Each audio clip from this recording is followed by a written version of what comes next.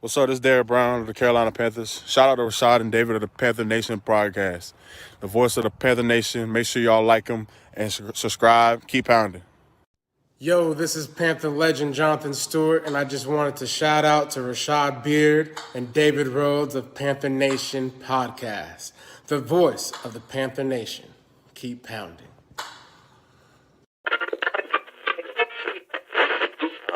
You are now tuned into the Panther Nation podcast.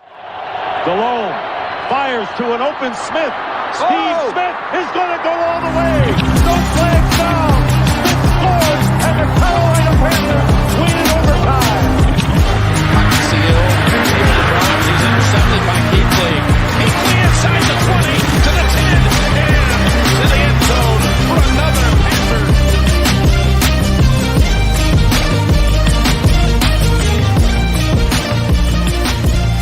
Welcome to the Panther Nation podcast. And here are your hosts, Rashad Beard and David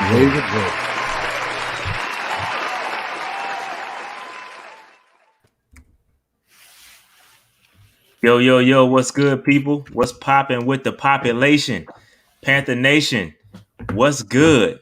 Coming off of a nice victory. Nice victory. Let's get it. Hey, I got to get right to it, Dave. We got to celebrate a little bit here.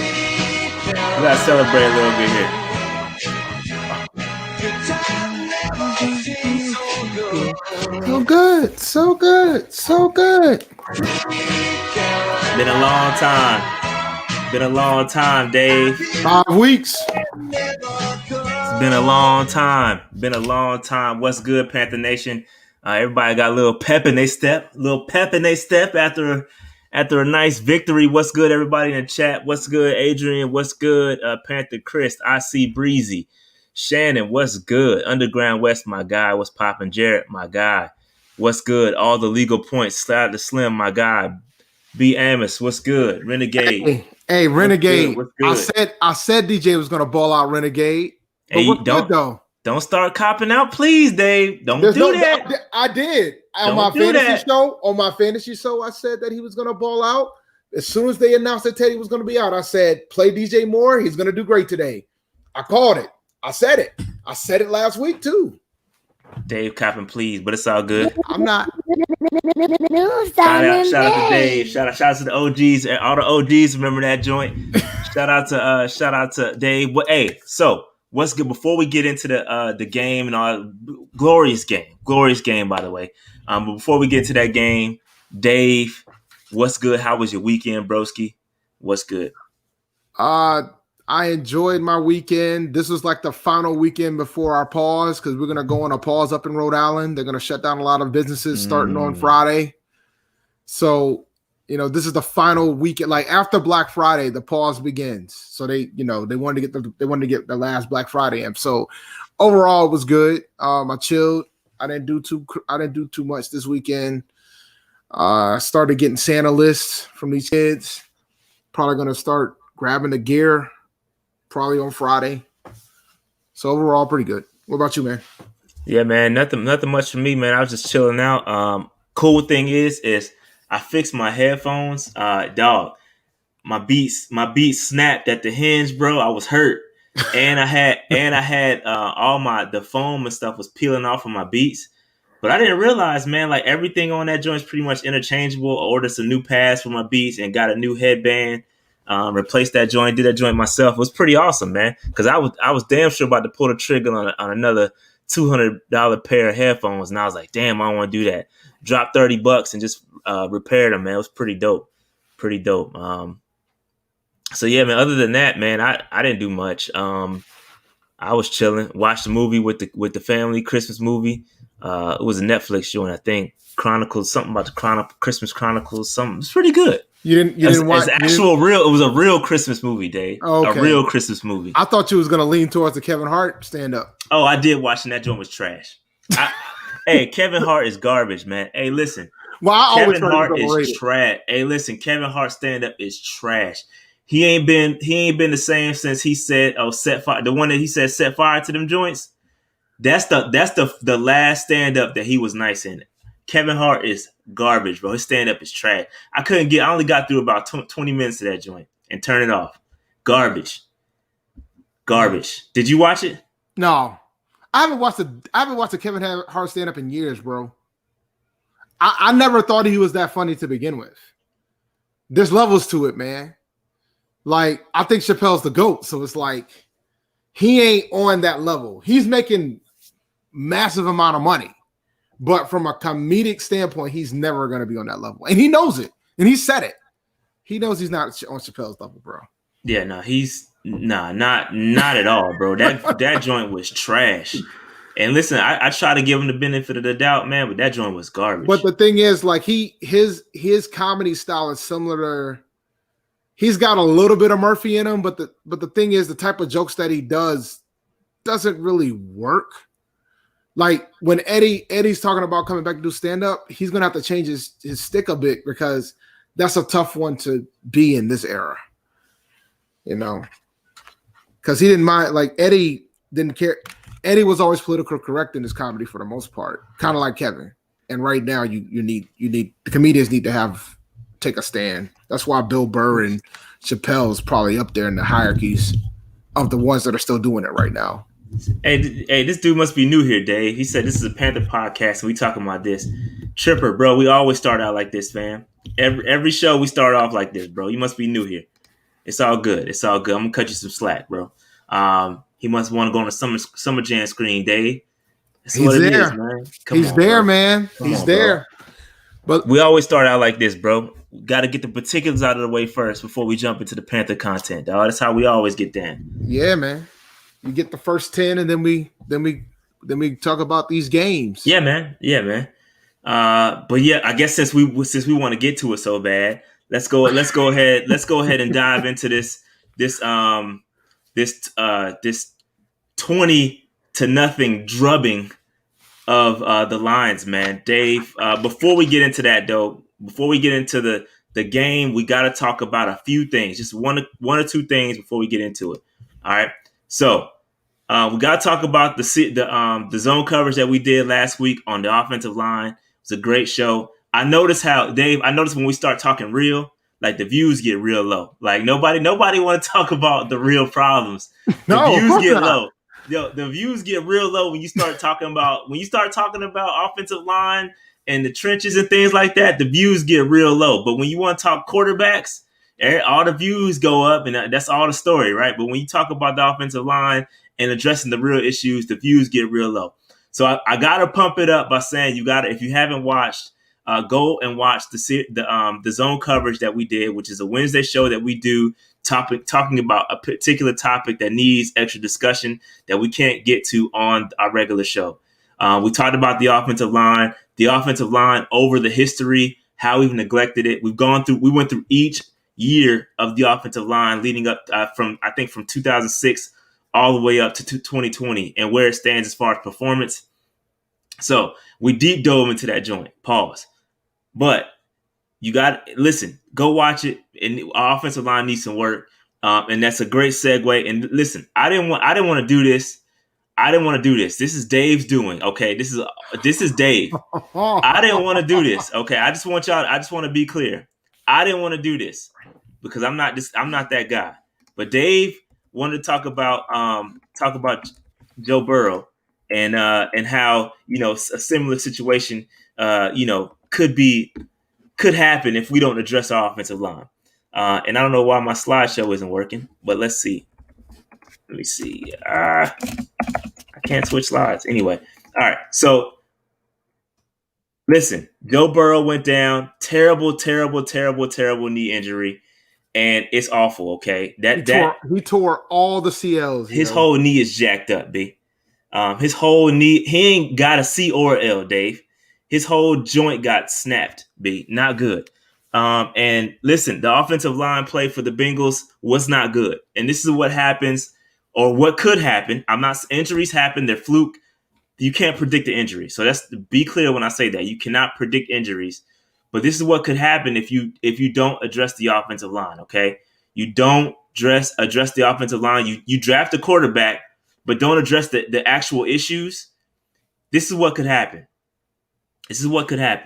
But Dave, you want to take it real quick while I fix this slideshow real quick? Take me a brief second. Yeah, man. Like that was I didn't see the injury, but I heard about it. It was super devastating. I kind of cringe when I see those type of things. And it doesn't mean that Joe Burrow can't come back and be a great NFL player. There's no question about that. That's still possible. The medical field is very strong when it comes to restructuring knees of the sort. But what it shows you is that when you don't have a good offensive line, this is what could happen. And you could put your future in jeopardy and your franchise in jeopardy if you don't take care of everything around it. Now, granted, he had some good receiver help and he had a pretty good running back core, but he had no line. And it showed. And that's what happened. And everybody keeps saying, I want Trevor. We want Trevor. After even dealing with what we had with Cam. Cam was running for his life on a weekly basis. He's running for his life now in New England. You can't sustain that for a quarterback. Yeah. You got to try to keep him upright. We neglected. We thought because Cam was built like a damn tank that you can't address the offensive line. And we went through it. So I go back and watch that series.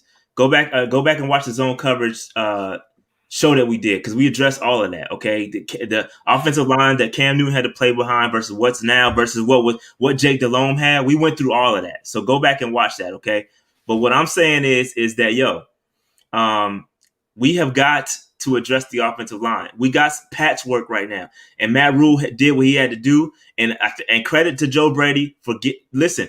Everybody's complaining about the dink and dunk passes. Okay, that's why it exists. It's to protect the offensive line. Okay, even PJ Walker, he stretched it a little bit yesterday, but a lot of his joint was intermediate passes too. A lot of his shit was quick. You know what I'm saying? It's because our offensive line. It's to help our offensive line out. Okay, and they played really well in conjunction. I'm gonna give them credit where credit is due. The offensive line played extremely well yesterday, but we have to address our offensive line long term, sooner rather than later. That's what I'm saying. We need to address it sooner rather than later because we could end up with a situation like this. And you could have the best Joe Burrow, one of the best NCAA quarterbacks ever in NCAA history. Facts. And look what happened, B. And again, I'm not trying to say injuries happen. You cannot predict injuries. I'm not that naive to understand that injuries happen, bro. But let's just take a look real quick. The Bengals offensive line, okay? Because I'm coming with some numbers, Dave. Because I keep it a buck with the numbers. So, Dave, the Bengals offensive line gave up a total of 161 pressures. I think in 10 games. Okay, they gave up 25 sacks. 25 sacks is a lot of sacks, B. 38 quarterback hits, 98 hurries. Okay, their offensive line grade is a 65.38. 65.38 is their grade right now. Okay, and our offensive line, just to kind of give it some context and see how it compares to our offensive line. Our offensive line has 102, gave up 102 total pressures. So you got 161 versus 102. Okay, we've given up 16 sacks, 13 quarterback hits, and 73 hurries. And our offensive line grade via PFF, and these are PFF grades. I took all the PFF grades of our starters and averaged them together, and that's what comes up. We come up with a 66.8, okay, or 66.18. Okay, so 66.18 versus a 65.38. So we're not that much better, and that's what I've been trying to say this entire time. Our offensive line isn't that much better. Okay, so and you want your line to be in the 70s. Yes, exactly. You want to be in the mid 70s is like really good. So to put that, and I got context to that, Dave. The context to that is the Colts. We talked about the Colts offensive line on our joint. So the Colts offensive line, just to kind of put it in context, Colts have given up 92 total pressures versus our 102 total pressures. So 10 more pressures.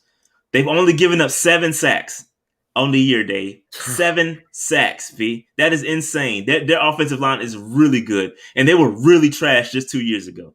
They've only given up 17 quarterback hits and 68 total hurries, Dave. Their offensive line grade is 74.48, and that's after a pretty bad game against the Packers. They didn't fare that well against the Packers. No, they didn't. They were getting so that's after they were like 75, 76 before that game, and their joint came down a lot after that game. So just saying, just putting that out there. that, hey, offensive line, take a look at it. We got to fix it. All right. So, all right. So that's all I want to say about that. Again, I didn't want to do this, but Dave said we got to talk about it. So I didn't want to use. Considering what happened with zone coverage and all the discussions we had about that, and shout out to Jarrett and Noli, they joined us for zone coverage for this week's episode, this last week's episode, this upcoming episode. We should see an appearance from Slim. He better show up, buddy. Yeah. So, but the bottom line is that we went over the Colts and their history of their line problems and things of that nature, and then what happened to Joe Burrow, which was a devastating injury. And you can attribute it to the line. And that's an investment, and that was a number 1 overall draft pick that they took this year. He was on track to be rookie of the year. Well, he was in the competition for offensive rookie of the year. It was between him and Herbert mainly. Herbert's been balling too. But everybody's been so impressed with Burrow, and then this is how a season ends. So terrible. Yeah. So tough. It sucks. He was doing good considering the circumstances and what he was dealing with. He was looking all right, man. He was looking all right. Yeah, absolutely. But all right, so moving on from this. Dave, we're getting to the game now. We finally get into the game. And listen, our 5-game losing streak is over with, Dave. We are back in the win column with a 20. Let me remove this banner real quick. With a 20 to 0 shellacking, a straight shellacking of the Detroit Lions. So, Dave, do you want to give your overall thoughts before I dive into what I saw, or do you want me to go first? Why does Matt Patricia still have a job? I can't answer that question. I'm trying to understand. Like, I got this game wrong, and I will take ownership of getting this game wrong. I didn't think it was going to be this damn bad. I didn't think we were going to blow these dudes out the way that we did. We dominated the game across the board. Yeah. So, which goes back to what I asked. Why does Matt Patricia still have a job? How did he get on the plane back to Detroit? Maybe they're waiting until after Thanksgiving to fire him. Maybe. Maybe they're thinking about family, COVID, all that stuff. They're going to let him coach Thanksgiving and let him go there. But great game across the board for the Panthers. Yeah. I know a few weeks ago we talked about the complete game that they had. We're back to it. This is probably their most complete game. First shutout in 5 years. Yeah, no, this is the most complete game we played. Like, it's no ifs, ands, or buts. This is the most complete game we played. Out maybe you can maybe debate the Cardinals game, but this game was really good defensive performance, and a solid offensive performance from PJ. He definitely looked good out there. Can't hate on PJ at all. He had a couple bumps, but the defense protected him, and that's what I'm talking about in the first point. Solid defense, a dominant performance from the defense. Okay, dominant performance from the defense. And PJ was really good in his first start. I mean, you couldn't ask for a better performance from PJ. We definitely kept running the ball, which is what helped out PJ a lot. We didn't give up on the run. Kept running it. Set up the long plays. The deep passes that he threw a couple, maybe 3 or 4 deep passes. And it looked good, man. It looked good from offensive line perspective. Offensive line played really well. Protection was good. I think we'll talk about them later. But the third quarter was improved. We didn't lay an egg in the third quarter. It was great, man. And I think in the bottom point, I think sitting Teddy was the right thing to do. Even though they almost flubbed it. They almost did. I mean, there was no reason for Teddy Bridgewater to play. Listen, we learned we don't want a recurring theme of what we seen with Cam, right? Cam got hurt. We continuously threw him out there after injury after injury. Cam was coming back out there. Just sit there, man. There was no point letting him play. And obviously you saw what happened. It paid off. You let somebody else play. We're not playing for anything. We're not playing for a playoff run. There was no point in playing PJ. Excuse me. We're not in the Dave. Don't do that. Don't do that. They were talking about throughout the game, talking about, oh man, the Lions, man, they're in the playoff hunt. So they were in the playoff hunt and they're 4-5. I mean, why not us? No, we're not in the playoff hunt, Dave. We're as good as out of it. But it was the right decision to go ahead. And I think it was some sloppy reporting, like Slim was saying. It was really bad. I mean, you were saying he was going to start. oh, he's not going to start. He's going to Yo, start. man. Not going to start. Like nobody knew what was going on. I showed up late to the weekly fantasy Q&A, and they were saying that he was going to be the emergency quarterback. And by the time I sat down to go live, that changed back to him not being active. Like, it was unbelievable. Like, it was like they couldn't make up their mind on what they wanted to do. But sitting Teddy was the right decision. I'm pretty sure, considering who we play next week, he will definitely be starting next week. Yeah, we'll talk about that a little bit later. But yeah, for sure, I don't see him missing that game at all. But yeah, man. So those are my top 5 takeaways. And before we get into Dave, do you want to point anything else out before we jump into PJ was solid, and we shut the Lions out, but it could have been much worse because there's one mistake PJ kept doing yesterday. Throwing picks in the end zone. Oh my God, I did catch those. Yes. Yeah, it wasn't pretty, but listen, that's what we expected. Yeah. I mean, it's NFL. I mean, this is his first start. I mean, I can't. Well, if we're gonna apply the same logic that folks are applying to Teddy, I mean, this dude's been in the league for 2 or 3 years, so this should be no surprise. You know what I'm saying? So I'm just saying we're gonna apply that same logic because nobody counts the years that Teddy was out with a knee backing somebody up. Nah, I mean, PJ was on the practice squad, so he was in the league. So count those 2 years. So, I mean, that's what we're going to do. So here's the better question for you. What does it say about Will Grier? I don't think it's, I don't know. I don't think it's a fair indictment on Will Grier. Listen, I mean, PJ got the connect. He got the rule connect, man. Like, I think that's just the given. Here's my thing. And I don't know if this is part of the schedule to talk about it, but I'm going to bring it up anyway. You got drafted, right? You got drafted. The GM that drafted you was still here. Facts. And you don't get a chance to start? Like, you don't get an opportunity? Coaches, the current regime did not draft this man, yo. Well, no, they got no ties. Yeah, but the coaching staff ain't got no ties to this man. I'm wondering if the GM actually drafted this man. Or the owner did. I should have had my gunshots ready, Dave. I'm just saying, bro. I should have had my gunshots ready, Dave. My bad. Wrong button. Nah, I want to play it again, but maybe we'll wait and see. I should have had my gunshots ready, Dave. Damn, I wasn't ready for that, dog. I'm just saying, man. So what are you saying, Dave? I'm trying to understand how Grier got on this roster, bro. Like, if you out here, you at a minimum, you at least try to get some level of draft capital. You would think you would get the opportunity. Understand that PJ's came from that lineage, but man, that makes that pick look like a freaking. Yeah, because we could have had CGJ. Mm-hmm. We could have a lot of things. We could have had just. I would have been fine with CGJ Day. I would just to him. That would have been cool. I hate doing that. Listen, I absolutely hate doing that. No, but it's important.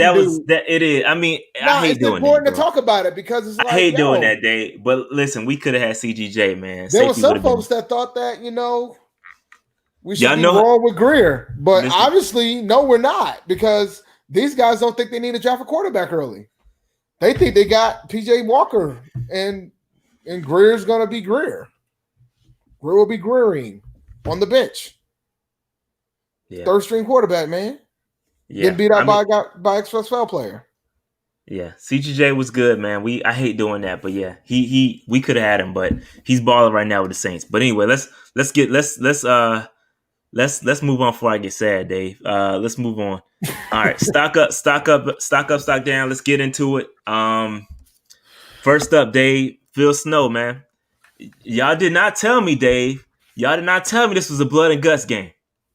You see what shirt he got on, Dave? I didn't realize. You see what shirt he got on, Dave? I didn't realize this man used to be. Y'all didn't tell me this was a blood and guts game for Phil, dog. Y'all didn't tell me that, man. He was a linebackers coach. I forgot. I actually remember saying this when we was going through his bio.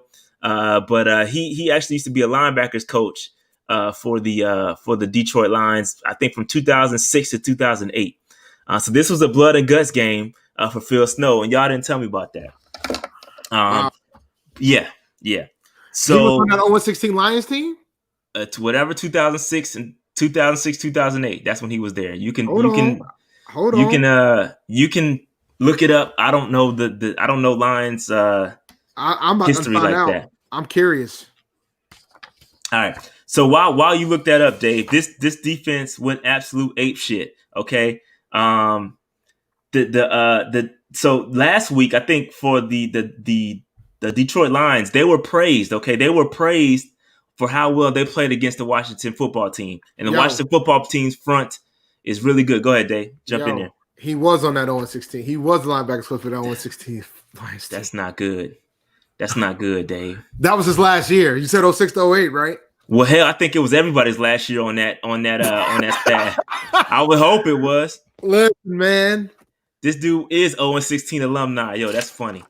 That's funny. Hold on. That's funny. Yo, you got to go on the Summer Jam screen for that comment, Slim. 0-16 alumni. Yo, that's funny. Yo, now you're going to have me looking up all the coaches and figure out if they're still. Yo, none of them dudes can still. Nah, I can't none of them dudes. But anyway, let's talk about what happened. The Detroit Lions gave up. They allowed 5 sacks, 11 hits, and 3 tackles for loss. Crazy game. And listen, all 5 of our sacks came in the second half. So we turned up, legit turn up in the second half. Through the third quarter, through the fourth quarter, we turned up on them dudes. We pitched our first shutout since our 38-0 victory over Atlanta in Week 14 in 2015. So that's our first shutout since 2015. The Panthers defense forced a season high 6 punts. A season high 6 punts, Dave. We couldn't force a punt to save our life over the past 3-4 weeks, and we forced 6 punts in one game, Dave.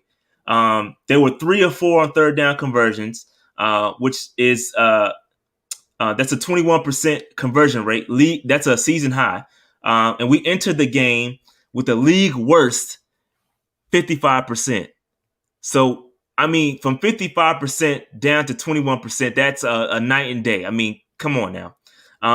We also allowed 185 yards of total offense. Crazy. That's Detroit's lowest output since Week 1 of 2010. And Brian Burns was 12 years old. And these are courtesy of the Panthers website, by the way. These stats and superlatives are from the Panthers website. And the Lions never advanced it past the Panthers' 33-yard line, which is crazy.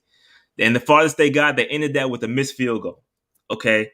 Marked the first time since Week 2 of 2017 when Carolina did not allow a play in the red zone. It's crazy, man. It's crazy. This was a hell of a performance. Again, 11 quarterback hits, 5 sacks, and we held the 40 rushing yards. Got that. Dave, it was a hell of a performance. Shout out to Phil Snow. Them dudes got punched in the mouth last week, gave up 46 points, came back, turned up. I don't know what it was. And again, a lot of context. It's got to be some context to this. The Lions were missing some pieces on offense, but I'm going to take my victory lap. And it's hard. No matter what happened, Dave, it's hard as hell to shut out an NFL team. Yeah, it's hard as hell to do that no matter what it is. I think the Jets got shut out one time this year. Was that the Dolphins? Was that the Dolphins that shut them out? Yeah, it was the Dolphins that shut them out. Yep. It was the Dolphins that shut them out.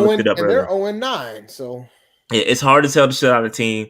So listen, hell of a performance. I didn't see many 3-man fronts. They were putting pressure up. It was some blitzes that came. It looked good. It looked good for Phil Snow. Now, the question is, can he continue this? Okay, because I question against a better offense, maybe like the Minnesota Vikings. They got a couple wide receivers that are pretty good. I'm wondering if we keep that energy or go back to that 3-man front BS that he's been doing. Because listen, I've seen this. He did the same thing with Justin Herbert. We dialed up the pressure on him when it was convenient. It's like he smells it in the water and goes after it when it's somebody he can take advantage of, like a hurt Matt Stafford with a messed up thumb. But when it comes to an elite quarterback, he gets scared and goes back to those 3-man fronts again. So we'll see what happens. We'll see what happens, man. We'll see what happens. Yeah, Thomas, we did a lot of 4-man rush in this game. You would think that he would be like, yo, maybe I should do this more. I hope so, man. I hope so. Like, by the way, just to keep it rolling, Christian McCaffrey hasn't been on the roster when we've won a game. So what does that mean, Dave? I just want to remind the crew that all 4 wins, McCaffrey wasn't an activated player. Just want to remind folks. That's all. That's it. But nah, good job, Phil. You had a good game, man. You might be 0-16 Lions alumni, but you showed that it wasn't your fault. Hey, 0-16 Lions alumni is funny, man. That's really funny. That's funny. But we know it wasn't your fault, man. You just was part of the crew. That's funny. All right. So shout out to Phil Snow in his Lions alumni shirt. It threw me off because that's a recent. That looked like when I clicked on it and saw that picture, I was like, yo, that's a recent logo. But it's got the outline. It ain't the most recent logo. So yeah, but the Lions joint's always been the same. And it's been the same, but they change it up, but it's it's mediocrity. I mean, it's just what it is. They just get to play on Thanksgiving. That's the only thing they have. That's their Super Bowl, and you'll get to see it again this Thursday. Turkey Bowl, They got the Texans. They got the Texans too on Thanksgiving. I'm gonna be watching. They're gonna get slandered too. Yeah, they're gonna get murdered. This is their game, man. Like, it's the Turkey Bowl for them guys, man. All right, moving on from Phil Snow. Shout out to Justin Burris. Justin Burris came back through with a vengeance. I mean, this man, he had 6 tackles, 1 tackle for loss. He had added 2 pass deflections. I mean, he was all over the field. I was like, I found myself calling Justin Burris' name out quite often during the live stream. I'm like, boom, there go 31. Boom, there go 31. I was like, damn, this dude came back. And listen, I don't know if it's, because Sam Franklin was hurt, or inactive. I think he had an ankle injury or something like that, and Sam Franklin was inactive. And so Justin Burris just went off. I don't know where this has been. He's been playing okay throughout the season, but I mean, this was a really good performance by Justin Burris. So shout out to Justin Burris. Anything else on Justin Burris? It's amazing what happens when you have a really good safety back there. A good safety back there, man. He had a really good game. Really good game. Really good game. This dude wants to go on the Summer Jam screen too. Look, Dave. Look at this cat. Why are we talking about the logo? Y'all lame. Come on, bro. Get off my stream, dog. Get off my stream. He must be a Lions fan. I don't know if he must be a salty Lions fan, but they caught the L. Shout out to Jared. Jared just dropped a major super chat. He said, "Can we talk about how Kurt Cole has been a TD magnet since his return in 2018?" Listen, you know my thoughts on Curtis, man. I've been a Curtis fan. I got a 3-part series to prove it. Listen, I like Kurt. I've been a Curtis fan for a long time. The dude it was always all about health and finding a quarterback that could hit him. Okay, it's always been about that for Curtis, man. He's been electric. He's been this good. I just think we had an ancient OC that didn't know how to use him. So that's just me, man. That's just me. Anything on Kurt Cole you want to address this day? Super chat? Nah. I mean, like, you would think by now that Curtis Sing would have TD regression, but he hasn't, and it's amazing. So I'm happy for him. We're gonna have to figure out a way to pay this man. We got to figure this out. Yeah, I don't know, man. He just makes plays, bro. Yeah, DJ is. Curtis is good, man. I've been a Curtis fan though, y'all. I can't look at it objectively because I'm a Curtis fan and I've been a Curtis fan for a long time. Even when Cam was hurt that year, I've been a Curtis fan. So I don't know. That's just me. Been a Curtis fan. So anything else on Justin Burris? We're gonna get to some of the stuff y'all talking about in the chat. We're gonna get there. Yep. We're good on Justin. Who's the next? Right. Who's the next guy on the Summer Jam screen? Brian Burns, Dave. Brian Burns, dog. Listen, 5 tackles, Dave, 2 sacks, arguably a third, 4 quarterback hits, 1 hurry, a batted pass. I mean, finally, since we stopped doing the 3-man rush BS, this dude actually got a chance to go 1-on-1 and abuse some guys. It's not that difficult, man. Like I'm not a defensive coordinator, man. But when you run in 3-man fronts, you give the opportunity for the guys, the offensive line, to really hone in on Brian Burns and eliminate him, bro. So, and he still, even with that, he still gets to the quarterback. So you just imagine if the man had a 4-man front in front of him and there's actually some pressure coming from other places that allows him to free rush. Like he actually had a free rush. Dave, Brian Burns had a free rush and got a sack. We ain't seen that, dog. We've seen him go up against triple teams and double teams. He had a free rush, Dave. A free rush. Come on, man. Brian Burns. Shout out to Brian Burns. You got anything on Brian Burns, Dave? Balling, man. He's got to, like... This dude's elite, man. He's elite. He's freaking elite. Elite pass rushing talent. Only second year in the league. He's only going to get better. I mean... Rivera wanted to make him a gunner, right? Yeah, Rivera had him as a gunner, dog. Come on, man. And there's a tweet going around about the snap counts too. I don't have it in front of me, but the snap counts or the number of snaps or something like that of Ron Rivera versus this year. It's just crazy, man. It's crazy. I don't know how you can have this man on the bench like that. But anyway, Brian Burns pretty much had everything on display from.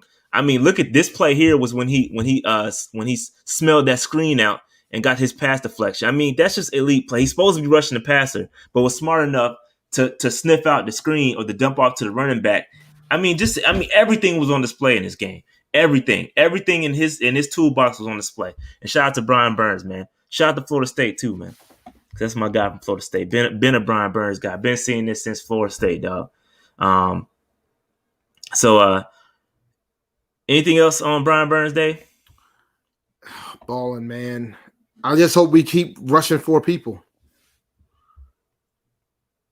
Yeah, no, I think we got to keep rushing. I just hope we keep rushing guys and keep that pressure coming, dog. Keep the pressure coming. All right, let's move on from Brian Burns. This dude's been stock up damn near every game almost. And I mean, what else? What else do you want from this man? Get him some help. All right, Jermaine Carter. Dave, Jermaine Carter balled out, okay? 5 tackles. He had an elite run stop that I promise you, if the other guy whose initials is will be I'm not even gonna mention the guy. I'm not gonna mention TW. I'm not gonna mention TW. The guy that's got the dang on C on his jersey, man. Yeah, that guy. If he was on the field, that probably would have been a 60-yard prancer size into the end zone. Okay, that probably would have been the longest run given up all year. The 98-yard was the longest, but I'm just talking junk. But he had an elite run stop. Like if you go to I think what's his name? My bad. I had to check my phone. But if you go back, listen, Jermaine Carter was really solid on team. On film, and I like what I saw of Jermaine Carter. Get this man some more snaps. Keep that other dude on the bench, and I think we'll be fine. Let's see what we got in Jermaine Carter, bro.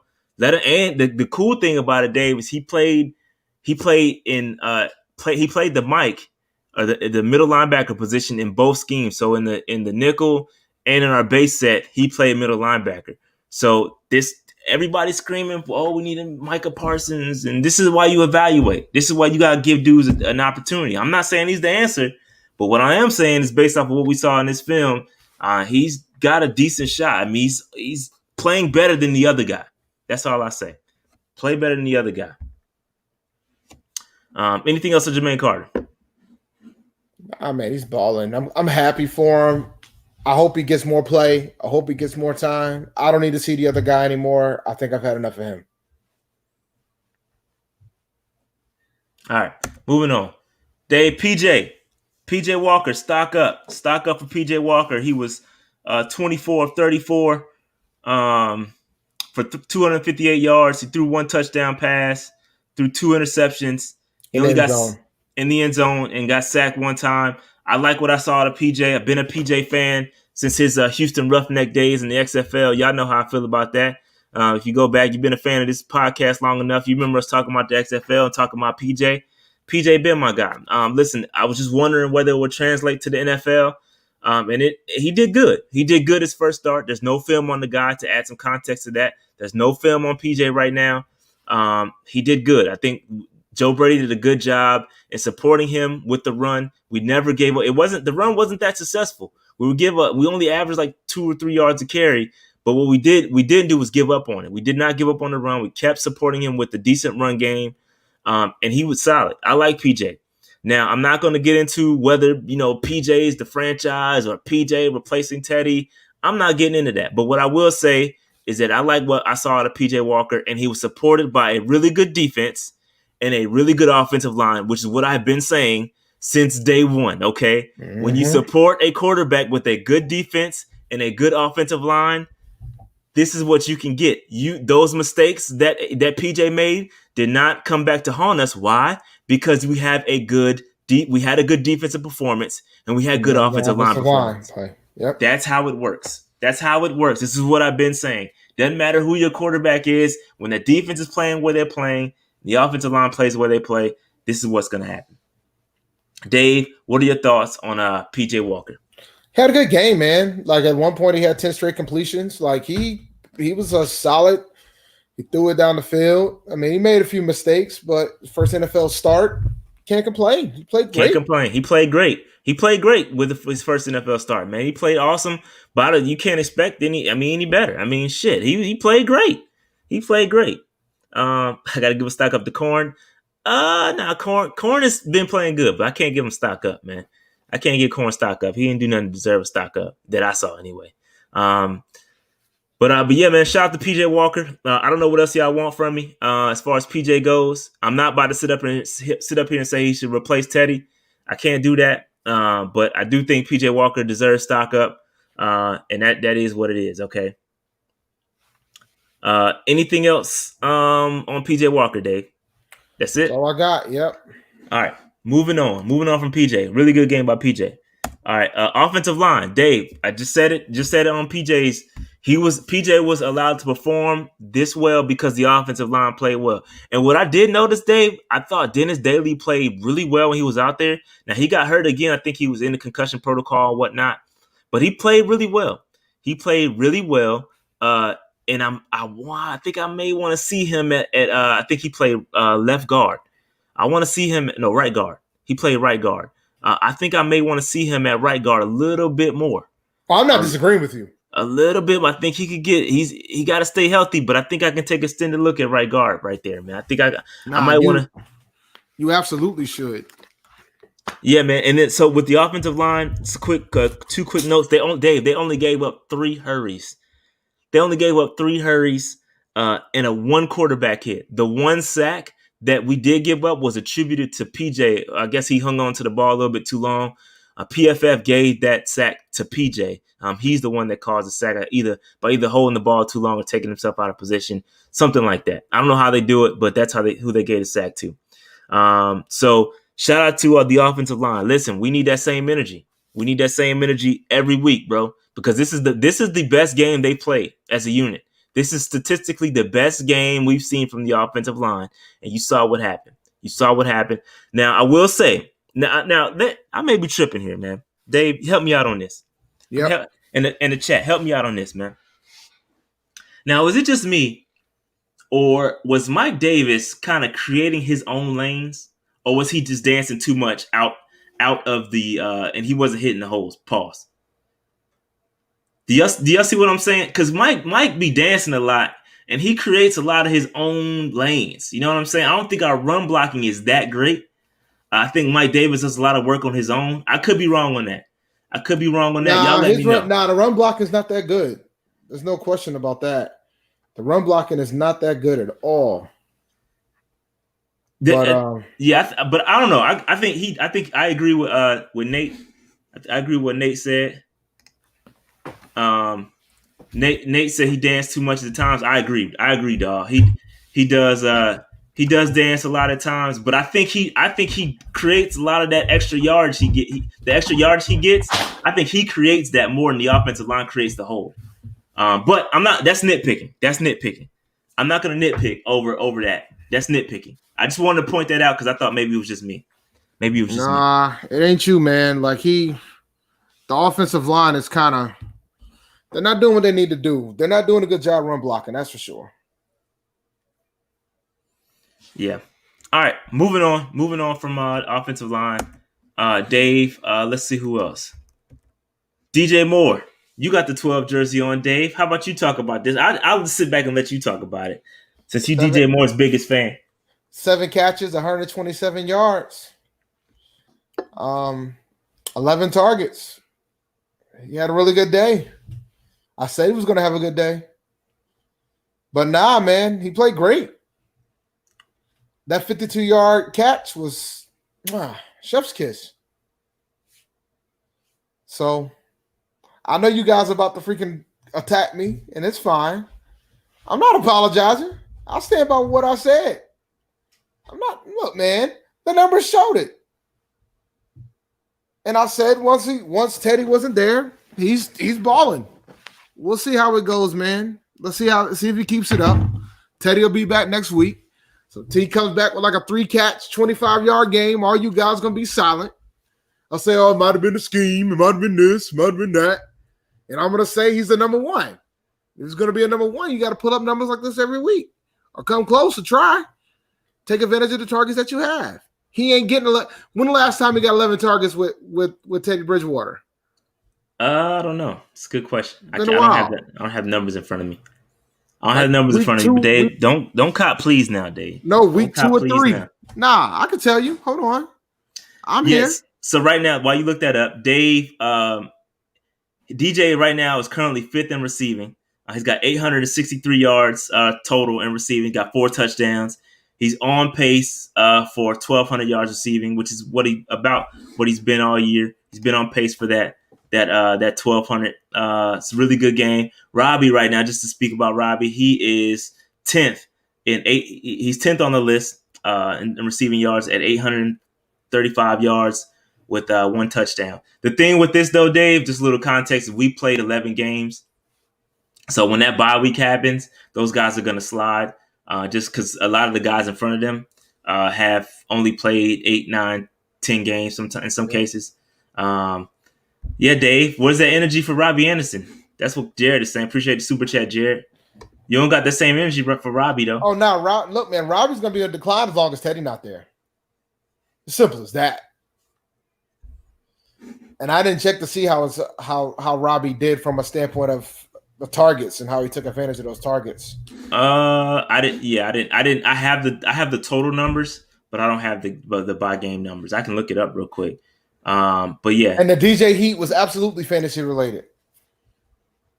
Yeah, it was fantasy related. It was absolutely fantasy related. Oh, that's why I don't play fantasy. Giving y'all a sneak peek into my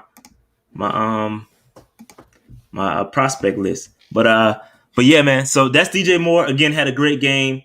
Listen, we called this last week. If at the end of the podcast last week, if Teddy's not in the game, Teddy, for some reason, and I don't know what it is, he does not target DJ like that unless it's after a game where he only had 4 or 5 targets. He has a bad game. Then that next week, DJ Moore comes out and he balls out. They've got to figure that out. I don't know what it is. I have no clue.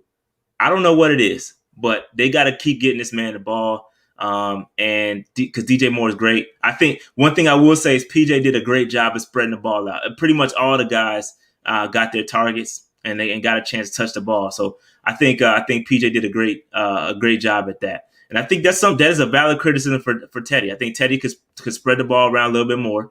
He does get caught looking at and staring down a receiver. But I think a lot of that has to do with the offensive line. Because again, this offensive line has not played this well. I'm telling you that right now. I saw a chat in here earlier saying it's the same offensive line. That's bull malarkey. Okay, this is the lines that we went against. Did Trey Flowers play? I don't know if Trey Flowers played or not, but they had some horses missing. So all I'm gonna say is we executed well in this game, and they played a damn good game. If we can keep that same energy moving forward, then Teddy needs to find a way to spread it around too. But yeah, I agree with y'all. It's a valid criticism. All right. That being said, anything else for DJ Moore? All right, man. You guys is gonna start. Like, I'm not gonna regret what I said, but I'm glad DJ's showing up. I'm glad DJ's balling. He's playing. Let's see if he keeps it up. We should have a discussion about Robbie. It's been a minute since he had a touchdown. He's going on decline, and if Teddy's out longer, which it doesn't look like he will be, it's going to be problematic for Robbie. So we'll see how it goes. I think Teddy. Teddy. They said Teddy's gonna practice this week. Yeah, he's playing. So he's playing. There's no way he's missing sure. this game against the Vikings. I'm pretty sure. He's gonna blood and guts game. You know who might miss this game against the Vikings? Who? Christian McCaffrey. Yeah, they are saying that Christian might not. C-Mac might not play. But I don't. After what they did with Teddy, I'm not trusting none of that. I'm not trusting none of that until I see it. Until I see the injury report. Like Schefter reported that McCaffrey's week to week is unlikely to play against Minnesota. So I don't think we're going to see that. They probably no. Until I see it, Dave. It was sloppy, bro. It was sloppy the way they handled the Teddy joint. Until I see it officially on the injury report, if he's limited or something like that, and did not participate, then I'm not believing none of that bull malarkey, dog. But all right. So that being said, let's move on from DJ. TW, Dave. TW gets a stock up. You want to know why? He ain't play. He did not play, and our defense did fantastic. So stock up for TW, dog. Take that 52 off, man. You ain't worthy, dog. You ain't worthy of the 52. He gets a stock up for not playing, dog, because our defense was fantastic. Fantastic. And please keep that same. We want to see you on stock up. You remain on stock up if that snap count remains at 0. Because I want to see more Jermaine Carter. Even if he don't play that well, just play Jermaine Carter because he's an upgrade from what 52. I am in stitches right now. Yeah, man. Put this man on stock up. Stock up for Tahir, dog, because he earned that stock up for sure. For sure. Oh. For sure. Oh. He earned that joint. My bad, man. Y'all saying I'm being petty, but he earned that joint, man. That My bad. Bro. Stock up for you want to talk about for me TW. and DJ Moore? That's minor compared to this. You can't even stock up for not playing. Stock up for TW, man. Stock up for TW. All right, moving on. I didn't have any stock downs. I contemplated giving stock down to the tight ends, but it's not their fault. I really think it's scheme related. Manhurst had a pretty bad drop, but it didn't really cost us nothing, so I ain't tripping. No stock downs. I could have. Who would y'all nominate for stock down? Who did I miss for stock down? You can't nominate nobody after the game we had, dog. Yeah, that's what I'm saying. I felt good about it. I felt good about the game. I didn't feel like passing out no stock downs, Dave. There's no way you can give anybody a stock down after the game we played. Yeah, I felt good. I felt good about the game. FAL Bada, I contemplated giving him stock up, and he could have got stock up, but I feel like he cleans up. He cleans up a lot of what Brian Burns gets there first, and then FA comes and cleans it up. Yeah, I could have. You're right. I should have gave him a stock up. I felt like I had too many already. Y'all think I just hand out stock up? So no YGM on stock up. He had a half a sack. You don't get stock up for half sacks. Troy Pride could have got stock up. Yeah, we didn't hear his name, so that's a plus. But the Lions didn't have nobody out there. Give me a Lions wide receiver that was out there. Name one. Marvin Jones Jr. Okay, that's it. You name me another one, Dave. Marvin Hall. That's because you play fantasy. That's why you know. Yeah, that's why. Because then Amendola didn't play either. So Amendola and Galladay were out. Yeah. Oh, but if you count Hawkinson, I mean. Yeah, Hawkinson, yeah, that's true. TJ Hawkinson. But either way, Matt Stafford was injured. They couldn't get a run game going. Yeah. The lack of DeAndre Swift. I was very concerned about Swift. When they ruled that he was out, for sure. That helped out a lot. We caught a lot of we should be happy about this victory, but at the same time, there's a lot of context to this victory that we gotta mind because listen.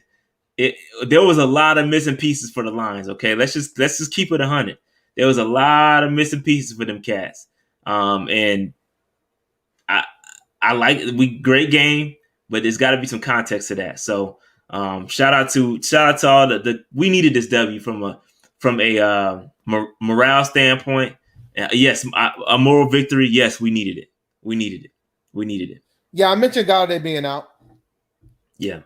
But the thing too is that, man, could Matt Patricia be the worst out of the Belichick disciples? I think he has to be. I don't think Mangini was this bad. McDaniels wasn't as bad. You guys are right. So they're saying we are missing it. We had injuries too. You guys are right. Cool. It's You're true. right. It's true. It is true. It is true. Patricia should not have a job. Let's be clear. Period. Yeah. We'll see, man. We'll see what happens. Yo, King Mighty is bitter, yo. You know he's a Lions fan. He knows what suffering is on a day-to-day basis. Oh, he a Lions fan? He has to be. Dude ain't okay. Dude's a fan of a franchise that ain't won a playoff game in almost 30 years. Yeah, I knew I ain't seen that name in here, bro. But yeah. Anyway, but listen, we got the Vikings coming up. We're going up to Minnesota. What's worse, being a Lion fan or a Brown fan? Lion. Well, that's hard. That's tough. Can I flip a coin? Can I flip a coin? You can flip a coin. But no, you know what? It's not that tough because the Browns have at least been to more championship games than the Lions have. Yeah. It's still brutal. I mean, because neither one of them won a playoff game in a very, very long time. And the Browns let Bill Belichick get fired. So, it's kind of rough either way. Couldn't be done either one. All right, Dave. So we got the Vikings coming up. This is a reverse blood and guts game. We got Teddy Bridgewater returning. Could be if he plays. I'm assuming that he's playing. I'm assuming that he practices. We got a reverse blood and guts. We're going up to Minnesota, and we're gonna play the Minnesota Vikings. And listen, I don't think the Vikings are as bad as. I mean, they did lose to the Cowboys, okay, and they did lose to Atlanta. But their schedule has been tough. Outside of those two games, their schedule has been tough, and I don't think they're as bad as they seem. You see that guy? You see that guy? You see that guy that you got up there right there? You see that player in that purple? He's pretty good. Yeah, he is pretty solid. It's pretty good. He also went to Florida State too, Dave. Yeah, that's fine. He's reliving the glory days. Huh? Reliving the glory days for me. You should. Bad. He single-handedly is keeping my 0-6 team in the playoff hunt right now. I'm about to be 5-6. He single-handedly is doing this. So I'm very we talk about how great our defense played against Detroit. We're gonna really see how good it truly is. Yeah, here's the narrative. I can already see the narrative. Okay, so the Lions offense and the Vikings offense is not the same. And so here's and I can see it now. The Panthers fans are so predictable. They don't look in the shit, okay? We have some of the most casual fans in the world, and they will this is what's going to happen, Dave. I'm telling you right now. This is what's going to happen. If we lose this game and Teddy Bridgewater starts, what's the narrative going to be, Dave? What's PJ Walker? They're going PJ Walker to start, and they want to bench Teddy. Even though we're going up against the second best run, he's arguably the best running back in the NFL playing right now. Arguably. Definitely no worse than two. We're going against Dalvin Cook. We're going up against Adam Thielen, and we're going up against a hotshot rookie in Justin Jefferson. We're going up against all this talent on the offensive side of the ball. And their defense is not as good as it used to be. But no, their defense is trash. Okay, yeah. Their defense went from what's the bar, man? I had a bar in my head, but they had a spark when they started. Yeah. There it goes. That's what I was looking for. We knew it was a whole bar. We knew it was a whole bar. That's what I was going for, Dave. Oh man, but they trash. Their defense is trash, but their offense is really good. Okay, let's not trip. Their offense is solid. They got one of the hottest young receivers in the game. They got that's another bar. They got Adam Thielen. Yo, they offense is solid, man. I'm telling you, our defense is gonna go back to playing that 3-man. They're not gonna be as assertive. They're gonna go back to doing that 3-man rush because they're scared. Will not be pleased when they revert back to the 3-man rush. Yeah, for sure. We're gonna be out here wondering why Kirk Cousins got all this damn time. For sure. But see, I can see it. But Dave, can't you see the headline right now? Oh yeah. Because I see it All in happening the dirt, we're before. gonna put it up right there. We should sit Teddy and play PJ. It's not even about like the major. It's about the fan base, man. Yo, it's so fit. Like, didn't we go through this already with Cam and Kyle? I know we had fun with it last year with Kyle Allen. I know we had fun with it, but didn't we go through this already? Like, didn't we go through this whole backup better than the starter thing last year? And we saw how that worked out. I'm not saying PJ is Kyle Allen by any means, but didn't we go through this already? We went through this. Like, we went through this already. Like, I know we had fun with it. We had fun with it here. Undefeated, never lost. We had fun with it. But like, come on, man. Undefeated, never lost. Come on, man. We went through this already. Like, we already went through this, but I can see it. I already see it happening, bro. I already see it happening. Oh, I know it's happening. We mess around and lose this game, they're gonna be off of Teddy's head, yo. But it's funny because we're not talking the same thing about McCaffrey. Like, we're 4-7 and all 4 wins. That other guy in the Panthers jersey ain't been playing in these wins. But I digress. All right, so y'all can hop in the stream. I'm opening up the phone lines. I'm getting the phone or the stream lines. I'm getting the stream lines ready. See that y'all can hop in the stream, talk the game with us, or talk whatever you want to talk.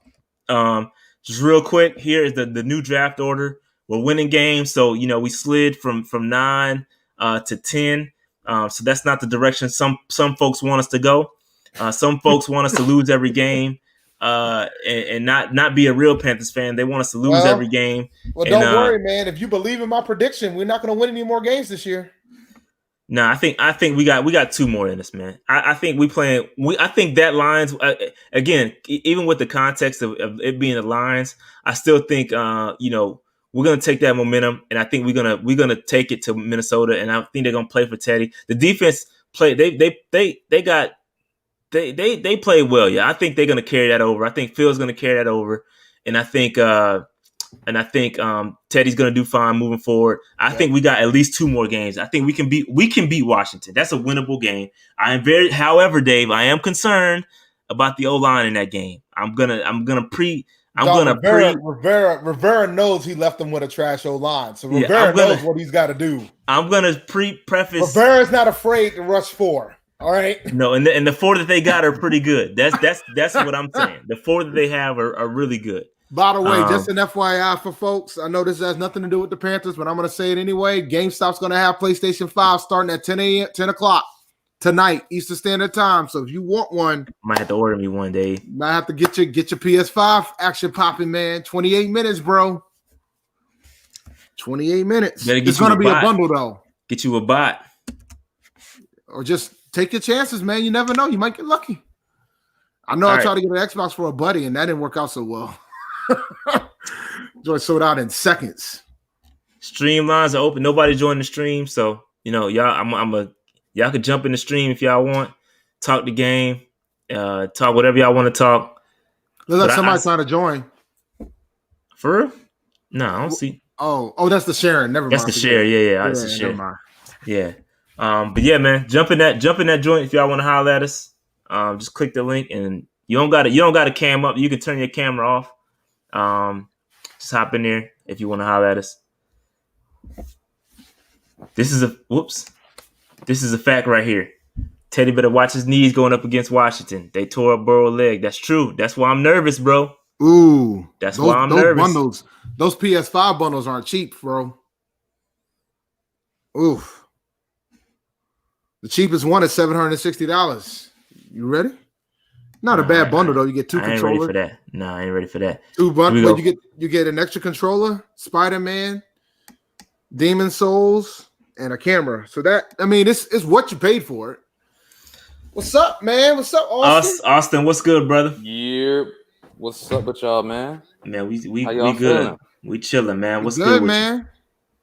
Nothing much, man. Just y'all stay safe, man. Everybody listening. You know what I'm saying? It's the Rona Thanksgiving calorie consumption weekend. So wash your hands, man. There's a lot of people come from out of town. But one thing, man, about the game, man, a shutout, man. Like, I don't care how many people that they didn't have on the team. You couldn't get 3. But they had a chance to get 3. Hey, but they didn't. They didn't. They did. Missed opportunities, man. A lot of missed opportunities. Stupid, yo. You stupid. Stupid. But yeah, man, it's you know, I'm just ready to see what's gonna happen, you know, with the young dudes growing, learning, doing what they do. Hopefully, you know, we'll see what happens in the draft. But we have the better record than anybody in the NFC East. So that's right. Fact. NFC East champs, baby. That's a fact. If we were in that division, we'll be leading. That's a fact. By games. I'm not trying to hear nothing from no Eagles fans. Trash. No Washington. I don't have a football name. Garbage. No Dallas, whatever, Jerry's World. Servants. Don't care about them. What's the other team in that division? The Eagles. Giants. That's what I really forgot. Right? The Giants. Yeah, that's really bad. That's bad that you forgot who's in the NFC East. The Jones from Charlotte. The storied NFC East. Dang, man. That's bad. Yeah. Oof, they could have had Cam for $1 million, but anyway, you know, not my team, not my problem. But right. Yeah, man. That's all I got, man. Y'all stay safe, eat well, and wash your hands. All right, bro. All right, Austin. We'll holler at you. Dude. All right, man. Wash them hands, man. J Bass, what's good?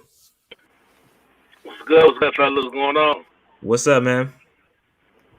Hey, man, keep pounding, man. I wasn't expecting to win yesterday, but hey, we got one, and let's just try to finish it strong. I know a lot of fans take it out, but I'm a fan. I want to win every game we play. You know. Facts. That's right. Same here. You play to win the game, Dave. You play to win the game. You don't play to just play. You play to win. That's what I had a question that just came across my head. I was thinking, you know, DJ Moore is having one of his years. Do we go ahead and pay him in the offseason, or do we wait? It's too early. We can wait another year. Yeah, no, I think we got a few more years.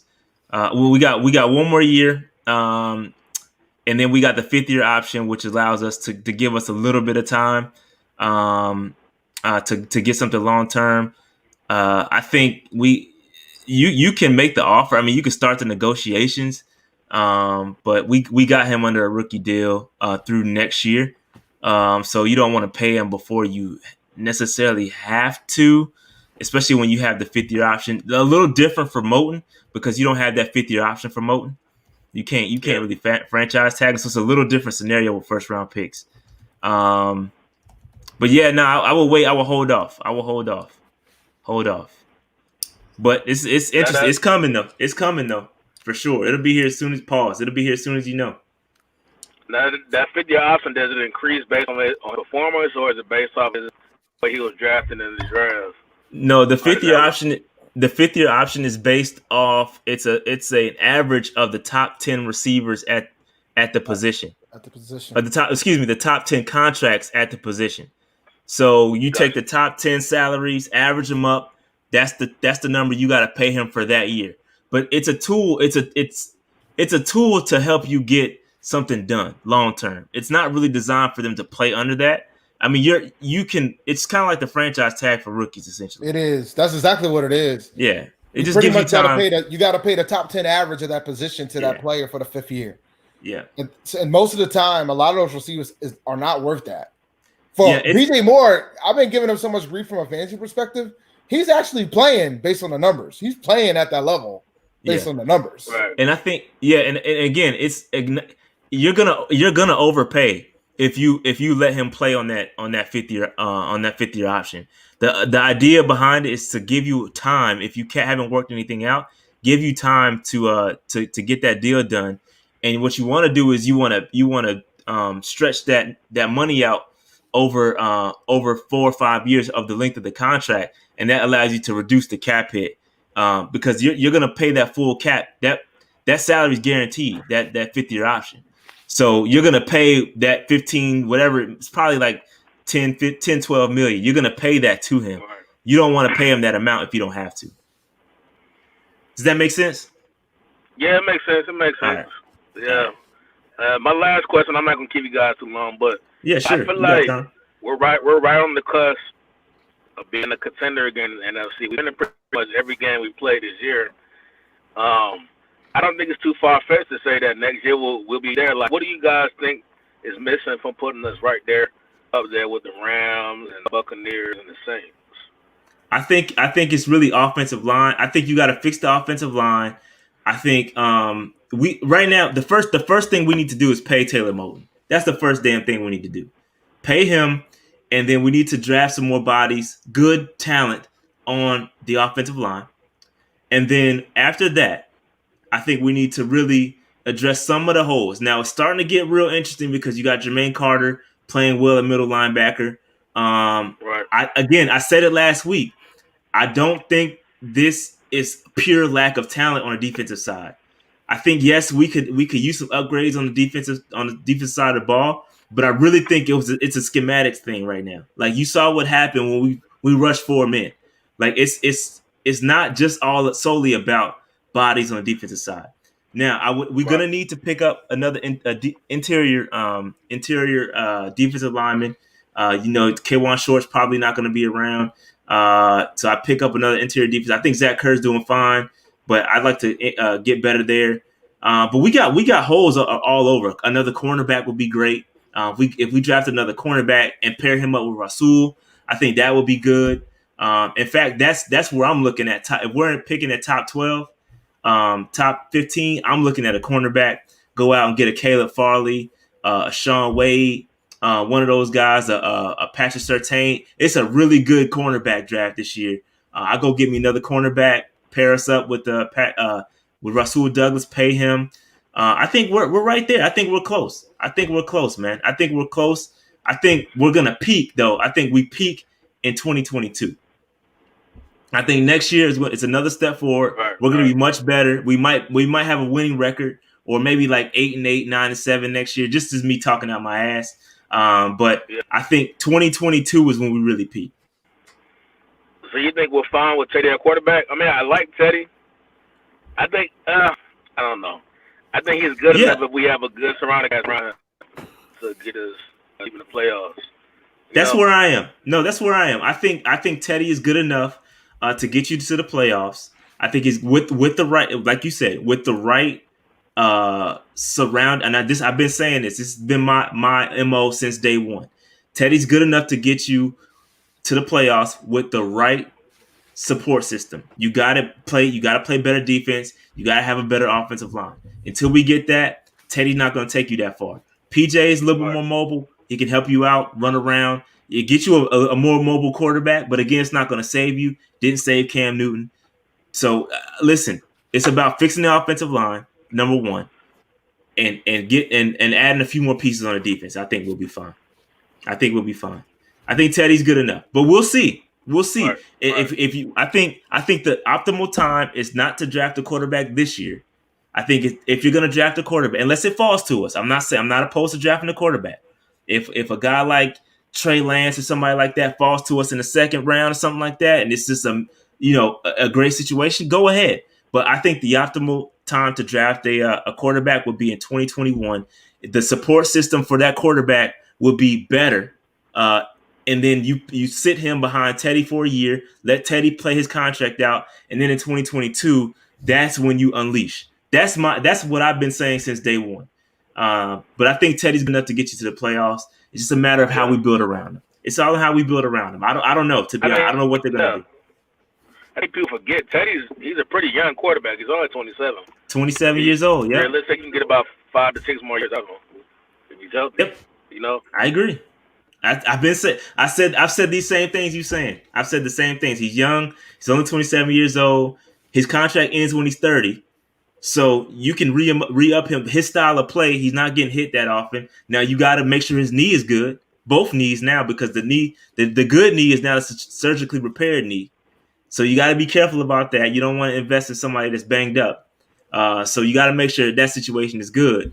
But if he's healthy and things are going well, if we are a perennial playoff team at that point, I don't see why you wouldn't stick with him. But we got a long way to go before we get there, though. We got a long way to go. Yep. Yeah, I We mean, got a long way to go. you signed a 3-year deal, man, so we got time to figure this out. I mean, everybody been harping about getting a quarterback, but the reality is we got time to figure this out. I mean, once we if we get a good line behind him, like if the way that the line played on Sunday, if we can get that consistently on the Bridgewater, we'll be fine. We'll be fine. Yeah. And I think it starts up front on defense. If we had pass rush, like you see with the Steelers or you see with the Colts, that pass rush can take you a long way. I'm talking about a pass rush on both sides, the defensive line, and up the middle. You know, defense does win championships. No, I'm with you. Yeah. I'm with you. I'm absolutely with you there. Thanks for having me, fellas, man. Keep pounding. Y'all be good. Appreciate it, man. Yep. We got some kids in the building. All right, Tripper. What's up, man? Tripper, what's good, bro? Yeah, what's up? What's up, man? How's it going? Good. Can we just talk about how good PJ Walker did for a first NFL start? He did amazing. He might have thrown 2 interceptions, but still, he did pretty good. Because like you said earlier, he has that good defensive, strong defense and good, strong offensive line. So, because that's what happened to Cam Newton. He got hit too many times, and now he's injured every game. So. Yeah, well, Cam is healthy now, but yeah, I agree with you. It's all about the support system. I think PJ did fine. PJ did great, and I think with that defense and with the offensive line, he's fine. He did a good job though. Yeah. Did a good job. So, is that all you got? Go ahead. Also, Drew Brees, with that rib injury, that punctured lung, or not lung, I don't know what it was, something punctured. This might be his final year. Because he's old, he's like 42, right? 42, 41. And he got injured pretty bad, so this might be his final year with the Saints. And they don't know what quarterback they're going to have. I don't know if Taysom Hill's going to be the answer. Taysom Hill, dude's pretty good. One game playing against the Falcons. I ain't a believer yet. True. That's good. I ain't a believer yet. Yeah. All right, that's all I gotta say. That's all you got? Well, good call, man. Good call. I apologize last week. You called in last week, but we were trying to end it. So I appreciate your persistency, man. You got in here, man. What's up? One thing, do you mind if I shout out my Twitter or? No, go ahead, bro. Go ahead. All right, it's at Talk Tripper, and it's also the username is Tripper Talk. So I got some good reports on there weekly. Nice. Okay, yeah, we'll support that, man. How old are you, by the way? 13. About nice. 12, about 13. Yeah, so I checked out your Twitter. So what do you do on your Twitter? I just put like fantasy reports on there. I put Dave got some competition. Dave got some competition with the fantasy. Go ahead. So let me ask you this though. Let me check your credentials real quick. Okay, let me check your credentials. So, next week are you starting DJ Moore? Probably Go my ahead. other wide receiver. I'm pretty sure he plays. I forgot who it is, but it's probably him or my other wide receiver. Who's your other wide receiver? I forgot his name, but he gets a good 20 points a game. So. Okay. I think you might. You got to step on Dave. You got to step on Dave, man, for sure. No, so the thing is, that means he's got one of those consistent wide receivers, and he's got a tough choice every week. I got 2 good wide receivers ready. I got DJ Moore as my backup, and so DJ Moore sitting on that man's bench. Tripper. Usually, for some reason, my wide receivers always have a bye week somehow, or they're injured. So always DJ Moore's usually playing. I think Tripper. I think you need to join Dave on his fantasy podcast because he needs some help. Don't do that. His fantasy squad sucks, and he's out here giving out bad advice, talking about bench DJ Moore every week. So no, I didn't say that. I said to start him this week. I said to start him last week. One thing about fantasy, you can't be biased. A couple weeks. Oh, talk to him, Tripper. Talk to him. No, well, tell them that. Talk to him, Tripper. I have no problem you giving DJ Moore this heat. None. So I bashed the Panthers defense a couple weeks ago. I was saying how they can't do anything, but now that completely turned around ever since PJ Walker joined. And so Yeah, we'll see if PJ can keep that up. But I definitely take your advice over Dave's advice because I don't know what Dave be talking about half the time. Yeah, man. I don't know what I'm doing. I'm just a lowly fantasy player. All right. So that's all I got to say. See you. Have a good day. And yeah. All right, bro. Thanks for calling in. Tripper. Everybody's like, Dave, Dave stock down. I got you, man. See ya. All right. Shout out to Tripper, man. Hey, Tripper is the man, bro. Make sure y'all go to his Twitter, bro, because he's out here shining on Dave and his whack, lame show handing out terrible fantasy advice. Shout out to Tripper, man. I tell you what. I told you guys about Curtis Samuel. I warned you guys about DJ Moore. I've given you guys massive heads up. And I'm going to have some good spicy stuff for you tomorrow, too. Nice. I'm messing with Dave. Dave is a fantasy guru, but hey, man, listen. Tripper was dropping bombs. Yo, I know he was. Yo, he was dropping his ether, man. He's trying to take me out of business. Yeah, man. Shout out to Tripper, man. 13-year-old fantasy genius. I'm rocking with Tripper, man. But yeah, man. So we got anything else, Dave? We got the Vikings coming up. Oh, hey, Slim, are you confirmed for zone coverage on Wednesday? Because if you're not, I could cancel it. No, just let me know. Because it's Thanksgiving, bro. I'm not being funny. I'm not trying to put him in a box or pressure the man. I just want, because we were gonna talk CMC. I just gotta know. I gotta know because if we're not talking CMC or we want to push that show later, then I'm gonna cancel. I'm not gonna do zone coverage because it's Thanksgiving. Speaking of things that are happening right before Thanksgiving, I'm doing an HBCU talk on Wednesday from 4 to 5. I'll try to post a link once I get it on the Zoom. I'm going to talk for an hour to these high school kids about the HBCU experience in Boston. So that's one thing I'm doing Wednesday. Should be good. But I'll post a link in the chat. Yeah. So if Slim is confirmed, then we're going to do a show on McCaffrey and talk about why the McCaffrey contract is not a good contract, and all that good stuff.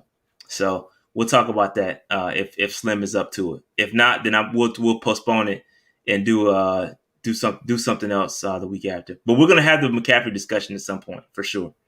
Because a lot of we've been doing Slim. We've been doing it at 8 p.m. Eastern Standard Time, bro. Yeah, we've been doing it at 8. We'll take that offline. We'll take it in.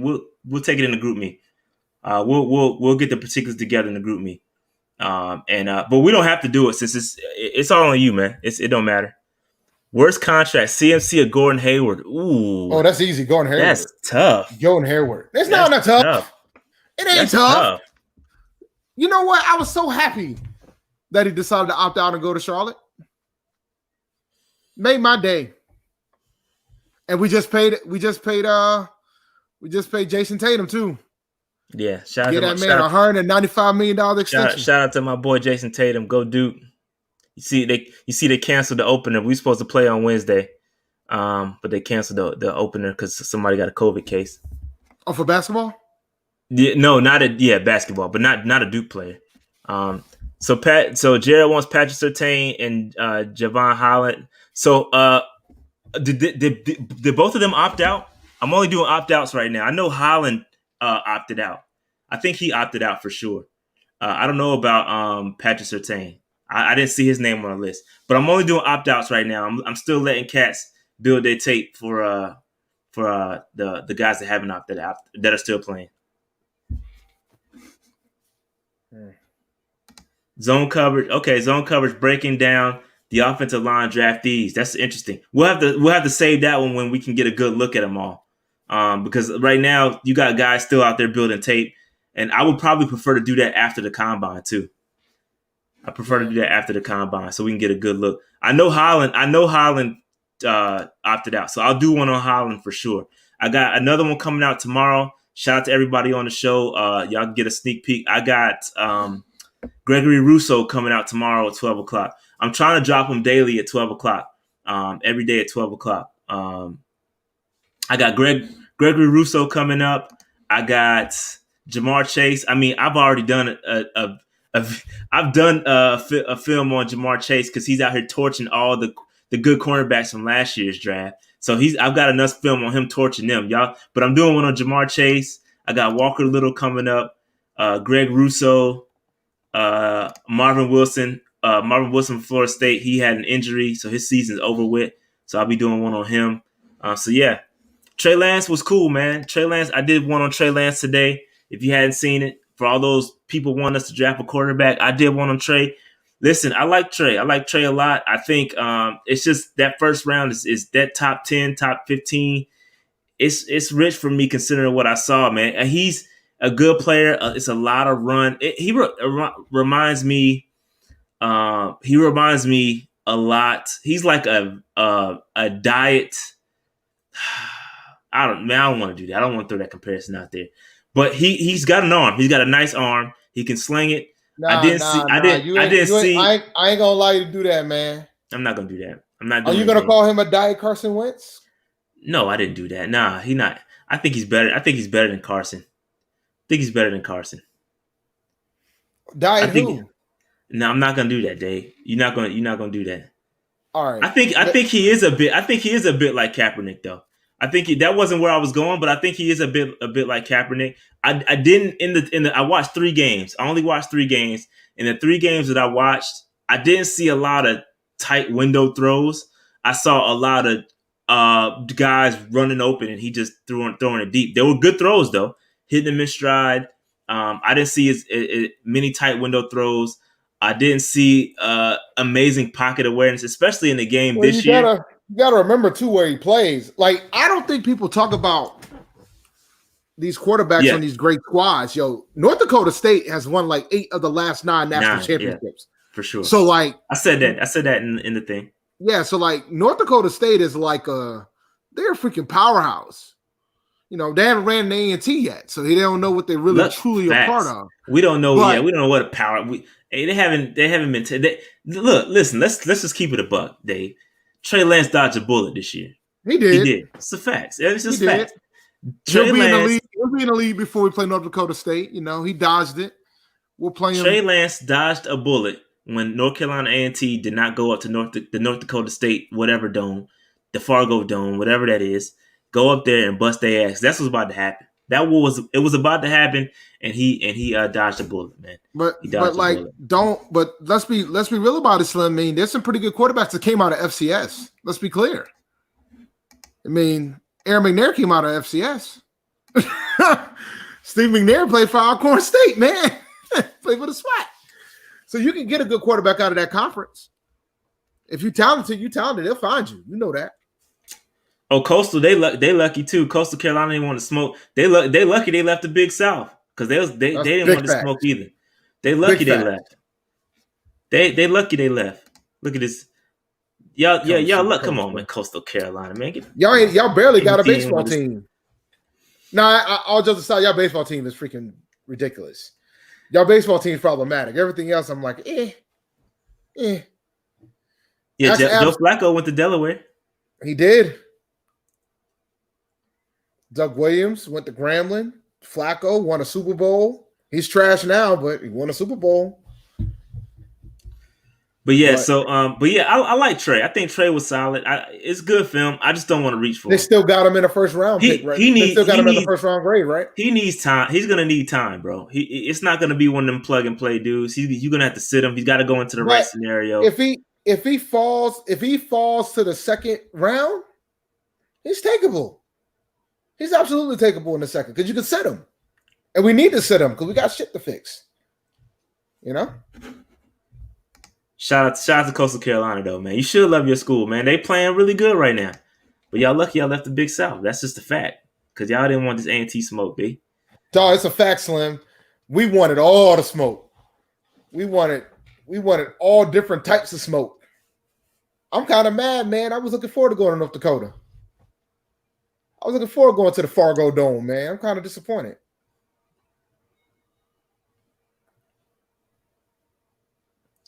I did watch Jordan Love last year, and Jordan Love versus Trey. I say that's tough.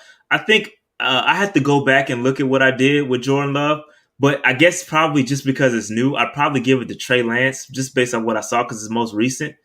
But I really like what I saw out of both quarterbacks are solid guys. I think both of them are gonna need schemes catered to him, just like any other quarterback. But listen, Trey Lance. I saw a lot of power run. They got a mean draw play that they run, and dude, like Trey Lance will get like bust out for 70 yards and activated his 4.4 speed. If y'all watch the Trey Lance film video, y'all know what the 4.4 activated means. But they would do these draw plays, and he would just bust out for like a 70-yard run on a QB draw. But yeah, you got to sit him. I think you're gonna have to sit Trey, and I think he'll end up being nice. He got an arm though. He got a nice arm. And I like Trey. I don't have a problem with it. Listen, I don't have a problem with drafting a quarterback. B. I don't want y'all to misconstrue my support for Teddy. I have a problem with us drafting a quarterback in the top 10 when we got so many other holes. I have a problem with that. And John, to answer your question, things fall apart, the listening, reflection eternal in that order. How many Aggies are left in the league? I mean, we got a bunch. What you mean left? What you mean left? Like we got a lot. We got Cohen. We got We got Brandon Parker. You got your boy in Buffalo. You got the dude in Buffalo. Can't remember his name right now. We got a lot. I think we got 4. I think it's 4. Got 4. Probably should have more. What are you talking about? Marcus? I'm always welcoming North Dakota. They're not having masks. It's great. Actually, they did finally allow people. They told people they got to wear masks in North Dakota now. South Dakota that hasn't done anything yet. Daryl Johnson is the guy. Daryl Johnson, yes. Yeah. And Parker started yesterday, by the way. He did. Brandon Parker started yesterday, so shout out to Brandon Parker, man. I just said that. I just said that right as you typed it. We was on the same wavelength. But yeah, so shout out. I gotta see what's up with the Zach kid, because the Zach Wilson kid. A lot of hype around him right now. I gotta see what's up. I honestly haven't seen him play, so I don't know. He could be the guy. I don't know. Nah, you guys all about this. Y'all want to just say, oh man, you only take FBS quarterbacks, but there's some pretty good ones that come out of FCS too. And there's a lot of FBS quarterbacks that are trash. So let's be real about it. Yeah. But yeah, man. Yeah, keep an eye out for the draft, the film reaction videos. I call them film reaction videos because I'm no analyst. I just kind of know what I look like. I know what I like. I know a little bit of football, so I react to what I see. But keep an eye out for them joints. They've been doing pretty well. I'm trying to drop one every day at 12 o'clock. Greg Russo coming out tomorrow from Miami. And Jamar Chase, Marvin Wilson, Walker Little, and I'll do Jamie Newman. All those are coming soon later after that. So, yeah. And Dave got his fantasy show tomorrow. So I do have my fantasy show tomorrow. Tomorrow's my last day in the office too. Until next week. All right. So anything else, Dave, before we get up out of here? Nah, I'm good, man. All right. Let's get up out of here. Let me run the outro. Thank you for listening to the Panther Nation podcast hosted by Rashad and David. If you enjoyed this episode, be sure to subscribe so you are notified when new episodes are posted. You can also catch episodes on Spotify, Apple Podcasts, Anchor, and Podcast Addict. Review and rate this episode 5 stars and share it with all the Panther fans you know. And always remember, keep pounding. All right, Peace out, guys. Keep pounding, man. We be out of here. See y'all next week. Have a happy Thanksgiving. Everybody be safe. Get your turkey. I'm frying up a turkey. I fry up a turkey every year. That joint be fantastic. We're about to have a drive up plate, man. We're gonna go to different family houses, I think, and get certain pieces of the puzzle. It should be interesting to say the least for this year's Thanksgiving. Stay safe, man. For sure. Everybody, please stay safe. Everybody stay safe, mask up and all that good stuff. Stay in the house, get your food. Stay in the house and eat, bro. Like, yo, it's all good. Gonna be a different Thanksgiving with this weight loss surgery. I will say. Man, get you a piece of turkey. Of not oven baked, fried, Dave. Get all the grease. Yo, I'm hoping somebody makes a fried turkey doing this drive up, man. I used to not like turkey, bro, but until I had it fried, changed my life about 6-7 years ago. Just changed my life, dog. That's the only way I'll eat turkey now. It's fried. But anyway, peace out, Get your PS5, guys. It might be too late now. Is it out? Let me check. Let me check. 10 o'clock. I'm about to get one right. I'm about to get one right now, live on TV. I'm about to check, see if it's there. I doubt it though, man. It's 10:05. Them joints are probably gone. You said GameStop Day? GameStop. I'm about to get one live right here on the daggone. That shit sold out. Okay, maybe not. Well, hold on. Let me find a link. It's probably too late now, but yep, not available. That $1,000 bundle. $8. No, they got the 8. Hold on. Nah, not the 854 joint. The 759 is not available. 804 is not available. 855 is not available. The only one that was worth getting is the 7. That's not available either. The 759 was the only one worth it because that's got the 2 best games on the system and extra control in the camera. Everything else you're overpaying for shit. Yeah. That shit disappeared, yo. Say give me a Series X. I don't know, man. We'll see. We'll see what happens. Them joints look like they're harder to find. I haven't seen an ad for a Series X in a while. Best Buy dropped them at midnight last night. Didn't tell nobody. I'm a PlayStation guy, bro. I'm a PlayStation loyalist. This Game Pass, though, is a problem, dog. The Game Pass is problematic. Got a dang on. You get like 150 games that you can play anytime. You get all the first-party titles. That's problematic, yo. What is it? What is it per month? It's they got the damn cards on sale. You can get it $22 per quarter. It comes with Xbox Live, and then the Game Pass Ultimate was over 150 games. That's solid. And you can do it for PC games too. Does it come out with new games? Can you get new games on the game? So like Halo, when Halo comes out, it's gonna be available to it. The racing games are available to it. Gears of War is available to it. All the EA Play stuff is available. They just bought Bethesda. The Bethesda games is on that joint. So you get some pretty damn good games, and it goes all the way back to the original Xbox. They got games on 360, Xbox One, and OG Xbox on that list, yo. That's what's going to keep Xbox in the competition. Sony's trying to figure out how they're going to respond to that. Netflix for gaming. That's a good analogy. That's a good analogy. Yeah, Netflix for gaming. Yeah, I need to check that out. And you can do it for PC too. Like you can get the Game Pass Ultimate, and it covers you for PC as well. They got games on PC. I can get. So can I get it just for PC? Yeah. I might need them because I don't need that. But yo, my computer is. I know like, you. I know dope. You told me you built the joint. Look it up, I built man. it. Yeah, because a lot of the Xbox games end up on PC. Yeah, a lot of them do. Yeah, I might have to do that. Check that out. I mean, that's your alternate route. That is my route because I'm not gonna invest in that. And you ain't gonna spend $2,000 on a PlayStation 5 or an Xbox. Facts. But that's what they're going for on eBay. I know if I can't pay my bills, all I gotta do is sell my PlayStation. I can get my bills paid for a month at least. There's some dumbass that's willing to pay for it. All right, let's get up out of here, man. All right. I'll holler at y'all. Peace out, man. See you guys.